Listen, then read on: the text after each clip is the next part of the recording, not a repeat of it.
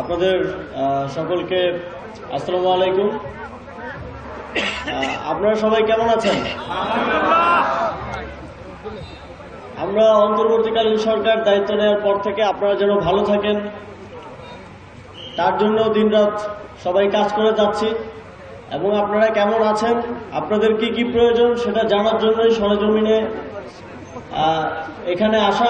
আমরা সাম্প্রদায়িক সম্প্রীতির বাংলাদেশ চাই। বাংলাদেশে কোনো সম্প্রদায়কে শুধু সাম্প্রদায়িক পরিচিতির কারণে কোনোভাবেই যেন বঞ্চিত কিংবা কোনো ধরনের নিগ্রহের শিকার না হতে হয় সেটা নিশ্চিত করতে চাই, সেটা নিশ্চিত করার জন্য কাজ করছি।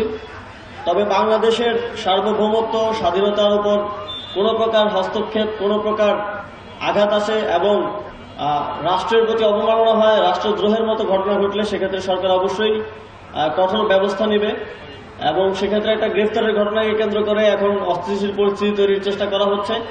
আমরা স্পষ্টভাবে বলতে চাই, কেউ যদি রাষ্ট্রদ্রোহের মতো ঘটনায় যুক্ত থাকে, সে যেই হোক, যত বড় নেতাই হোক, তাকে কোনো প্রকার ছাড় দেওয়া হবে না।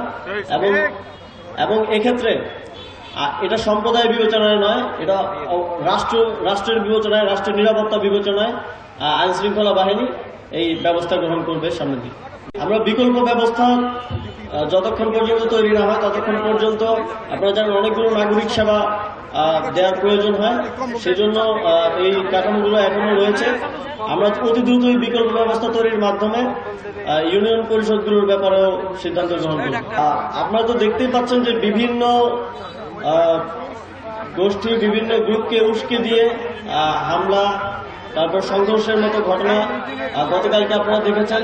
সকালে কিভাবে বিভিন্ন জায়গা থেকে, প্রান্তিক পর্যায় থেকে জনগণকে ভুল তথ্য দিয়ে 1000 কোটি টাকা দিয়ে ঋণ দেওয়ার স্বপ্ন দেখিয়ে ঢাকায় নিয়ে যাওয়া হয়েছিল একটা অস্থিতিশীল পরিস্থিতি তৈরির জন্য।